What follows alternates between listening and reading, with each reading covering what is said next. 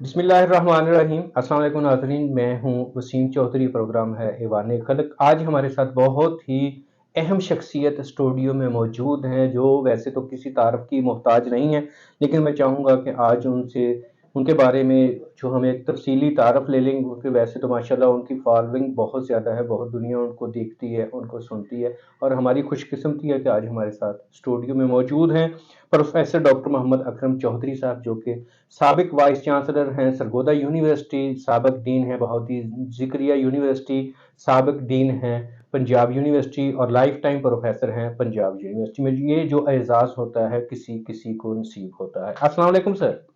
वालेकुम सलाम।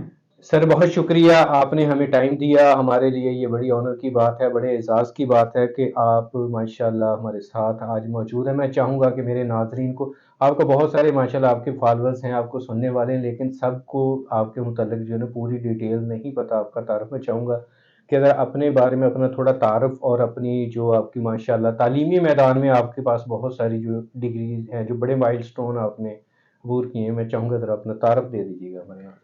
बिस्मिल्लाहिर्रहमानिर्रहीम। वसीम ज़फ़र साहब, मैं आपका शुक्रगुजार हूँ कि आपने मुझे बहुत सारे सामीन से मुखातिब होने का और नाज़रीन से मुखातिब होने का मौका दिया। हकीकत यह है कि अपना तारुफ खुद करवाना दुनिया के मुश्किल तरीन कामों में से है। ताहम आपके हुक्म की बजाय आवरी के तौर पर मैं ये अर्ज करूंगा कि नाम मेरा मोहम्मद अकरम चौधरी है। 1950 में मैं इस वीराना आबादनुमा में आया, पैदा हुआ, और आज मैं 73-73.5 साल का हूँ अल्हम्दुलिल्लाह। इस पूरे दौरानिए में मैंने 2 काम किए। ये मेरे अब्बा हुजूर अल्लाह उनको करवट चैन दे, चौधरी मोहम्मद सनाउल्लाह साहब एक सीनियर इंजीनियर थे। उनकी ख्वाहिश थी कि उनका एक बेटा बहुत अरबी पढ़े और उसके साथ आज के उलूम भी पढ़े। तो अब्बा जान के इस शौक की तकमील में, और मेरा अपना भी यही शौक था, मैंने पंजाब यूनिवर्सिटी से एमए अरबी किया, गवर्नमेंट कॉलेज लाहौर से एमए फलसफा किया।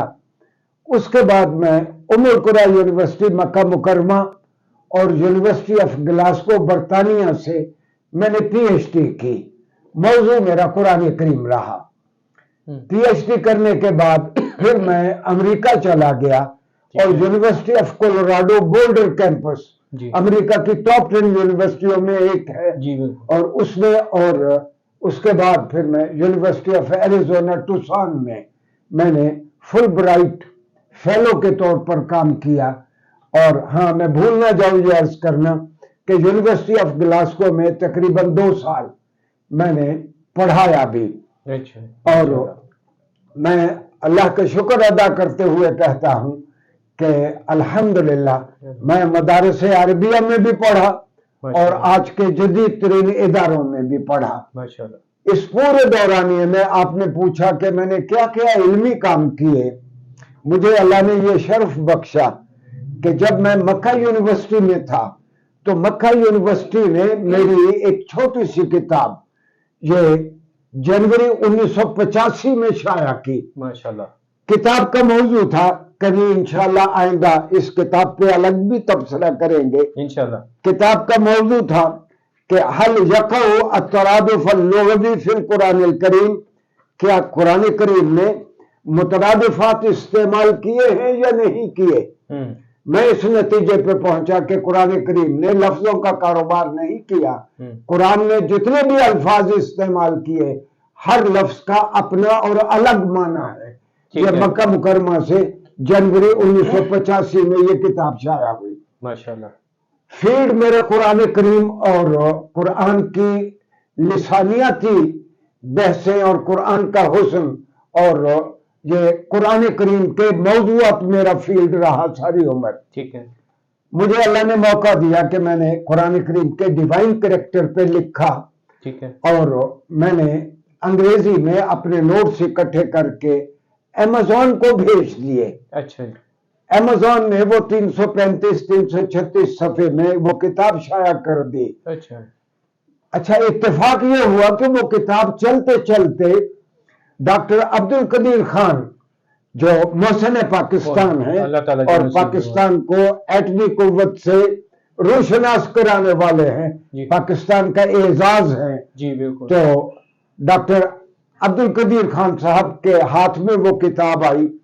ایک رات عبد القدیر خان نے مجھے ٹیلی فون کیا، مرحوم نے، اللہ ان کو کروٹ چین دے، کہ ڈاکٹر صاحب میں نے ایک ہی دن میں آپ کی کتاب کے 175 صفحے پڑھ لی ہے، ماشاءاللہ، آپ اس کا افادہ عام کے لیے اردو ترجمہ کر دیں۔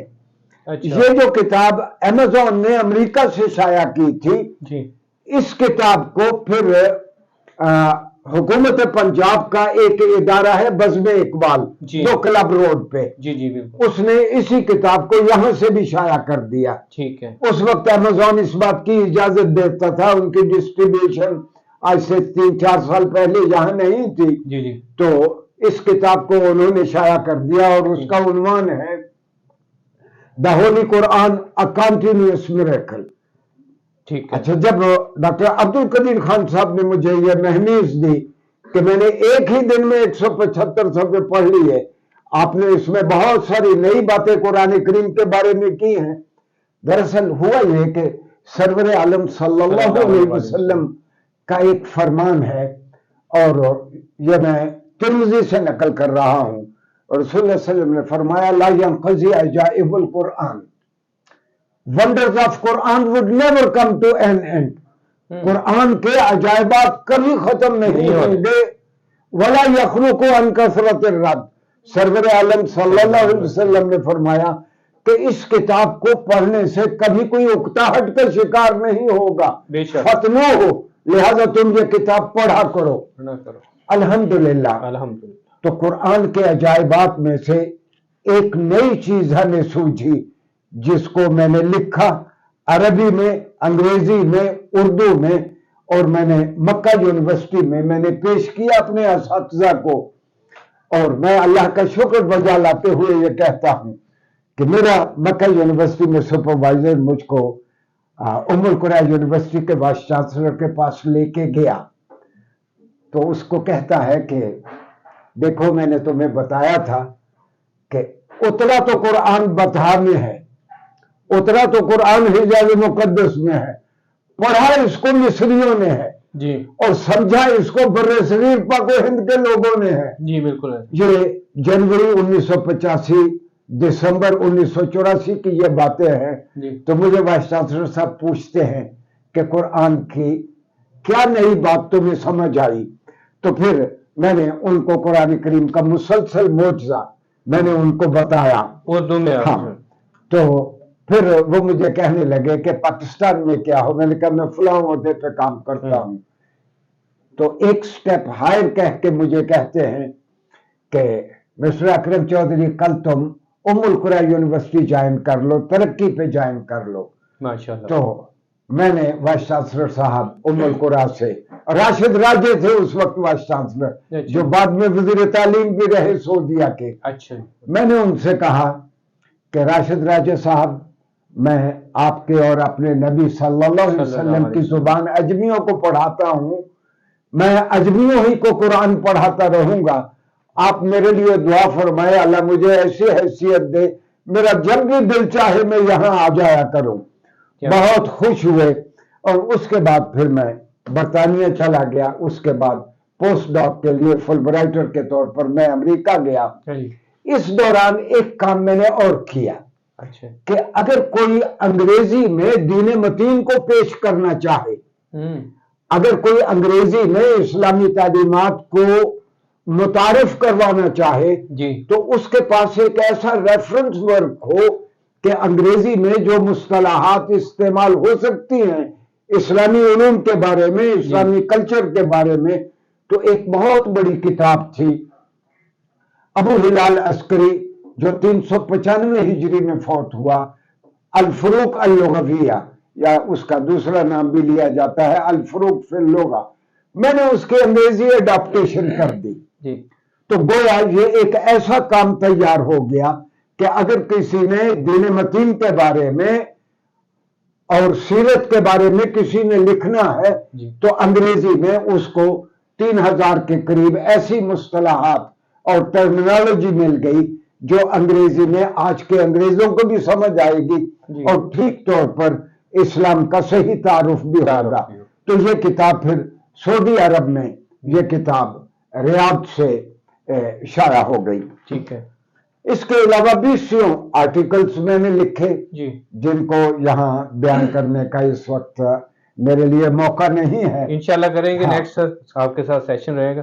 اچھا ڈاکٹر صاحب، میں چاہوں گا کہ آپ نے قرآن پاک کے، کیونکہ آپ نے دنیا پھری ہے ماشاءاللہ، تو اس قرآن پاک کے ڈیوائن کریکٹر کو آپ نے چنا اس پہ کام کرنے کے لیے. تو عام فہم میں جو ہمارا کہہ لیں کہ جو بندہ انگلش کو زیادہ نہیں سمجھتا، اردو، کیونکہ ہمارے زیادہ لوگ اردو کو سمجھتے ہیں، تو میں چاہوں گا وہی بات جو ڈاکٹر عبدالقدیر صاحب، اللہ تعالیٰ ان کو کروٹ جنرل نصیب فرمائے، کہ انہوں نے آپ سے کہا کہ اس کا اردو ترجمہ آپ شائع کریں تاکہ لوگ زیادہ مستفید ہو سکیں.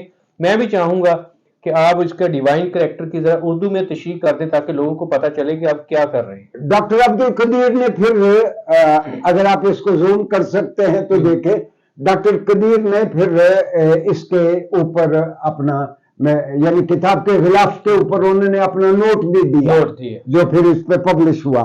جہاں تک ڈیوائن کریکٹر آف قرآن کا تعلق ہے، میں اس کو اردو میں کہہ سکتا ہوں کہ قرآن کریم کا الوہی، قرآن کی الوہی حیثیت.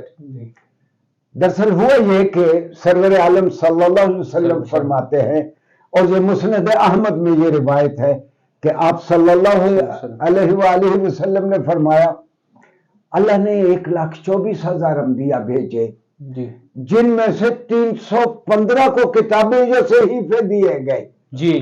حقیقت یہ ہے، لیکن ہمیں 4 کا ہی پتا ہے. ہمیں عام طور پر 4 کا ہی پتا ہے کہ زمانی ترتیب سے توریت، زبور، انجیل اور قرآن کریم. باقی جو بہت ساری چیزیں ایکسٹینٹ ہیں، ہم تک پہنچی ہیں.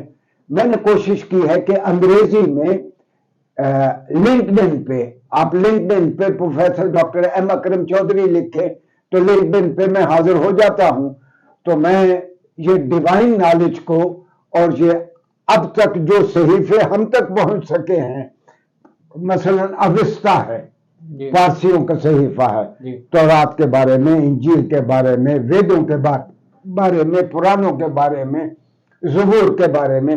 تو میں نے انگریزی میں اچھے نوٹس لکھ کے، میں نے، تاکہ پڑھنے والے کو یہ سمجھ آئے کہ آخر ایک ہی کتاب کیوں ہے جو ہر قسم کی تحریف اور تصحیف سے بچ رہی ہے. باقی اللہ نے جتنی ہدایات بھیجی وہ یہودیوں کی دینی قیادت نے، ہندوؤں کی دینی قیادت نے، عیسائیوں کی دینی اور پارسیوں کی دینی یا دیگر مذاہب کی دینی قیادتوں نے اپنے اپنے مفادات کے پیش نظر وقت کے روحانی کتابوں کو انہوں نے بدل دیا. صرف ایک ہی کتاب محفوظ ہے اور وہ قرآن کریم ہے. قرآن آج بھی ہمارے پاس ویسے ہی ہے جس طرح سرور عالم صلی اللہ علیہ وسلم نے ہمیں تعلیم فرمایا تھا. رہا وسیم صاحب آپ کا یہ سوال کہ میں نے ڈیوائن نالج کو، ڈیوائن آسپیکٹ کو میں نے کیوں چنا، اس کا ایک سبب ہے کہ قرآن کریم میں 6236 آیات ہیں. ٹھیک ہے. 6236 آیات میں سے کم از کم 1/5، 1/6 آیات قرآن کی ایسی ہیں جس میں اللہ تعالیٰ قوانین فطرت کی جانب اشارہ کرتا ہے. بالکل ایسی. اور ہمیں مہمیز دیتا ہے قرآن کریم کہ آپ کارگہ حیات کے بارے میں، آپ یہ کائنات کس طرح کام کرتی ہے، دن کس طرح چڑھتا ہے، رات کس طرح آتی ہے، اور یہ کائنات پیدا کیسے ہوئی، اور اللہ کی قدرت مطلقہ کیا ہے، تم کو اس دھرتی پہ کیوں بھیجا گیا ہے، اس کی جانب غور کرو. تو میں نے ان قرآن کے ڈیوائن کریکٹر پہ عربی میں بھی لکھا، جس کو مکہ یونیورسٹی کے تعاون سے المکتب الفیصلیہ نے عربی میں شائع کیا. میں نے اس پر انگریزی میں لکھا جو ایمیزون سے اور بزم اقبال نے شائع کیا.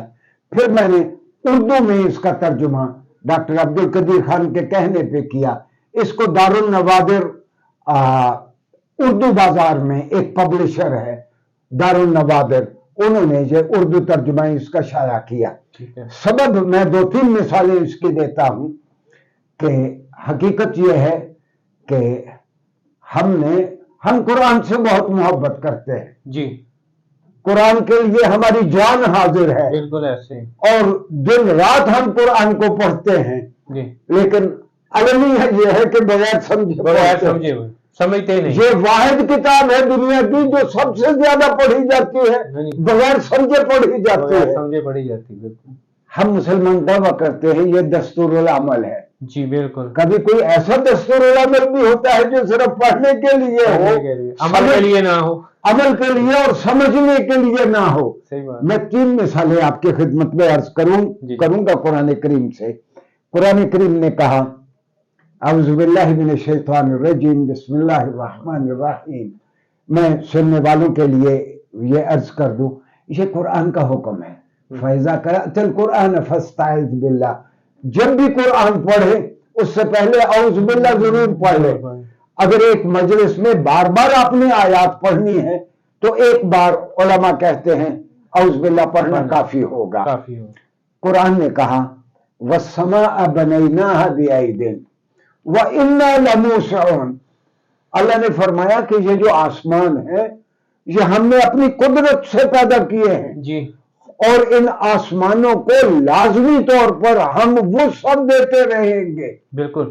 حقیقت یہ ہے ہر چند قرآن میں تو ہم کو کہا بار بار کہ تم کائنات کے بارے میں کیوں نہیں غور و فکر کرتے، کائنات کے بارے میں تم غور و فکر کرو گے تو فوراً اللہ تک پہنچ جاؤ گے کہ اس کا کوئی بہت بڑا خالق ہے جس نے اس کائنات کو پیدا کیا ہے۔ بالکل۔ پیدا کرنے والے کے بغیر یہ آج خود پیدا نہیں ہوئی۔ جی، تو قرآن نے یہ جو کہا آسمانوں کو ہم نے اپنی قوت سے پیدا کیا اور آئندہ ہم آسمانوں کو وسعت دیتے رہیں گے۔ اچھا، اس کے لیے جو لفظ استعمال کیا 2 حروف شرط ہے، انا، یہ حرف تاکید ہے، انا، لازمی طور پر ہم، لم یسعون، لام بھی لمبے تاکید ہے کہ ہم، یعنی جس طرح قسم نہیں کھائی جاتی، ہم آسمانوں کو لازمی طور پر وسعت دیں گے۔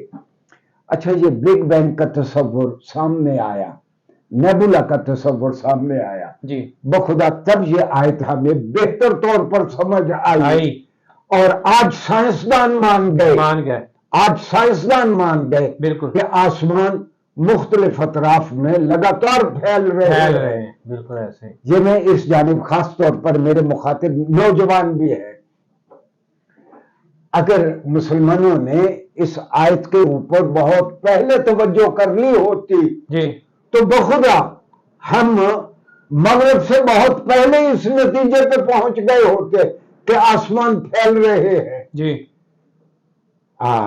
وسیم صاحب، نالج ہی سب سے بڑی پاور اور قوت ہے۔ جن قوموں کے پاس علم ہے انہی کے ہاتھ میں سروری آتی ہے، انہی کے ہاتھ میں قیادت آتی ہے، وہی دفاع میں آگے ہے، وہی معیشت میں آگے ہے، انہی کے کلچر کو ساری دنیا اس کی پیروی کرتی ہے۔ اگر ہم نے قرآن کو اس طرح دیکھا ہوتا تو ہم بھی دنیا کی اس وقت قیادت کر رہے ہوتے۔ بے شک۔ ایک اور مثال میں عرض کروں گا، قرآن نے کہا وَالشَّمْسُ تَجْرِي لِمُسْتَقَرٍّ لَهَا۔ یہ جو سورج ہے یہ اپنے ٹھکانے کی جانب لگاتار سفر کر رہا ہے، بالکل، یہ قرآن نے کہا۔ اچھا، آج سے چند دہائیاں پہلے تک مغرب کے سارے سائنسدان کہتے تھے کہ سورج اسٹیشنری ہے، سورج جامد اور کھڑا ہے اور اس کے سارے سیارگان وہ اس کے ارد گرد گھوم رہے ہیں، بالکل ایسے۔ اور مسلمانوں کا ناطقہ بند کیا ہوا تھا۔ یعنی گلاسگو میں مجھے کئی بوڑھے پاکستانیوں نے آج سے کوئی 40-50 سال پہلے کہا کہ اکرم چودھری ہم اس کا کیا جواب دیں، سائنسدان کہتے ہیں کہ سورج کھڑا ہے، جامد ہے، اور آپ کا ہمیں گورے آ کے کہتے ہیں تمہارا قرآن کہتا ہے سورج چل رہا ہے۔ آج یہ گورے بھی مان گئے تجربات کے بعد، بالکل مان گئے۔ کاش کہ یہ تجربات ہم مسلمانوں نے کر کے گوروں کو بتایا ہوتا تو خدا کی قسم دنیا کی قیادت ہم کر رہے ہوتے. ایک اور مثال پہ میں اپنی بات ختم کروں گا. قرآن نے کہا خلقکم فی بطون امہاتکم خلقا بعد خلق فی ظلمات ثلاث. اللہ وہ ہے جو ماں کے پیٹ میں تمہیں ایک سٹیج کے بعد دوسری سٹیج, اس کے بعد پھر اگلی سٹیج میں وہ پیدا کرتا ہے, اور اللہ تمہیں 3 اندھیروں میں پیدا کرتا ہے. جی. آپ حیران ہوں گے کہ میرا ایک سینئر دوست یونیورسٹی آف گلاسگو میں, یونیورسٹی آف گلاسگو کا ڈپارٹمنٹ آف اناٹمی بہت بڑا ڈپارٹمنٹ ہے. اچھا. اس نے ہیڈ آف دی ڈپارٹمنٹ کو ٹیلی فون کیا کہ میرے سامنے ایک کتاب ہے جو 1400-1500 سال پرانی ہے, وہ کہتی ہے کہ man has been created under 3 darknesses. آدمی کو 3 اندھیروں میں پیدا کیا گیا ہے. تو وہ پروفیسر جو ہیڈ آف دی ڈپارٹمنٹ تھا اناٹمی ڈپارٹمنٹ کا یونیورسٹی آف گلاسگو میں, آج سے 45 سال پہلے تقریباً, وہ کہتا ہے ہینگ آن, تم کہاں ہو؟ اس نے اپنے ڈپارٹمنٹ کا نام بتایا. وہ ڈاکٹر صاحب بھاگتا ہوا آیا, وہ گورا. اچھا. اس وقت تک ہم نے قرآن کے مختلف ترجمے نکال کے رکھ لیے, سیل کا ترجمہ, آربری کا ترجمہ, گوروں کے ترجمے, تاکہ وہ سمجھے کہ یہ ترجمہ گوروں نے ٹھیک کیا ہے کہ man has been created under 3 darknesses. تو وہ کہنے لگا کہ which book is this؟ ہم نے کہا کہ مسلمان کہتے ہیں یہ کتاب محمد صلی اللہ علیہ وسلم پہ 1450 سال پہلے نازل ہوئی تھی. تو کہنے لگا محمد cannot be author of this idea. محمد صلی اللہ علیہ وسلم اس نظریے کے بانی نہیں ہو سکتے, کیونکہ یہ آپ کے زمانے سے پہلے جتنی تہذیبیں تھی کسی تہذیب میں یہ آئیڈیا نہیں تھا کہ man has been created under 3 darknesses. پھر وہ کہنے لگا آج ہم اس کو ڈارکنیسز نہیں کہتے, ہم اس کو والز کہتے ہیں. اگر آپ ایبڈومینل وال کھول دیں, اس کے بعد آپ یوٹرس کی وال کھول دیں, اس کے بعد فیٹس اومنین لیئر آپ کاٹ دیں, you will pick a caesarean baby. بالکل ایسا ہی ہے. تو آپ ایک سیزیرین بیبی یہ تینوں لیئرز کاٹنے کے بعد آپ اٹھا سکتے ہیں. تو محمد کے نٹ بھی آتھر آف دس آئیڈیا. تو ڈیوائن کریکٹر یا قرآن کے الوہی کردار سے میری مراد یہ ہے کہ ایسی سینکڑوں آیات ہیں قرآن کریم میں جو یہ ثابت کرتی ہیں کہ قرآن کسی انسان کا کلام نہیں ہو سکتا. اور میں انگریزی میں لکھتا ہوں لنکڈ پہ, کئی مرتبہ کوئی نہ کوئی گورا گوری مجھے لکھ دیتا ہے کہ certainly this is divine design. Muhammad cannot be author of this idea. یہ رسول اللہ صلی اللہ علیہ وسلم کا کلام نہیں ہو سکتا. اور یہ غلط الزام لگاتے ہیں گورے کہ یہ قرآن محمد صلی اللہ علیہ وسلم نے خود بنا دیا. یہ یقیناً ڈیوائن ڈیزائن ہے, یہ اللہ کی اتاری ہوئی کتاب ہے. میں آج کی آپ کی اس میٹنگ سے فائدہ اٹھاتے ہوئے میں سارے والدین سے درخواست کروں گا کہ اپنے کم از کم ایک بچے کو جو پڑھنے میں بہت اچھا ہو اس کو کہے بے شک وہ فزکس پڑھے, کیمسٹری پڑھے, میڈیکل سائنس پڑھے, انجینئرنگ پڑھے, ایگریکلچر پڑھے, جو بھی چاہتا ہے پڑھے. اپنے فیلڈ کا طالب علم رہتے ہوئے ایک مرتبہ وہ پورے قرآن کو سمجھ کے پڑھ لے. اس کو کئی ایسی چیزیں مل جائیں گی جس سے انسانیت کا فائدہ ہوگا. لیکن یہ بات بھی میں واضح کر دوں کہ قرآن کریم کوئی سائنس کی کتاب نہیں ہے, نہ ہی قرآن کریم کوئی تاریخ کی کتاب ہے کہ جس میں امتوں کے صرف واقعات بیان کیے گئے ہیں. قرآن کریم تو اللہ نے ہمیں اس کتاب سے نوازا ہے رسول اللہ صلی اللہ علیہ وسلم کے ذریعے کہ ہم ایک خدا شناس معاشرہ پیدا کر سکیں. ایک ایسا معاشرہ جس میں ہر آدمی اپنے فرائض کی ادائیگی کے لیے بےتاب ہو. ایک ایسا معاشرہ جس میں سارے لوگ اپنا اپنا کام کرتے ہوں اور مطالبہ حقوق کی نوبت بھی نہ آتی ہو, کیا بات, کہیں سے یہ چیخ نہ اٹھتی ہو کہ فلاں نے میرا حق مار کمال لیا. ہے. ایسا پاکیزہ معاشرہ بنانے کے لیے اللہ نے یہ دستور العمل ہم کو دیا ہے. والدین اپنے بچوں کو قرآن کی جانب مائل کریں اور ان کو زندگی گزارنے کے لیے, اور قرآن سرچشمہ علوم ہے, بیسوں علوم ان کو قرآن سے پھوٹتے ہوئے نظر آئیں گے. یوٹیوب پہ بھی اپنے چینل میں ڈاکٹر ایم اکرم چودھری کے نام سے, اور فیس بک پہ بھی اور لنکڈ ان پہ بھی میں انگریزی میں لکھتا ہوں. فیس بک اور یوٹیوب پہ میں اردو میں 5-5 منٹ, 6-6 منٹ, 7-7 منٹ میں قرآن کے کسی ایک موضوع پہ نوجوانوں کو میں متعارف, قرآن سے متعارف کروانے کی کوشش کرتا ہوں. جی بہت شکریہ ڈاکٹر صاحب. انشاءاللہ نیکسٹ پروگرام میں ملاقات ہوگی. اجازت دیجیے. اللہ.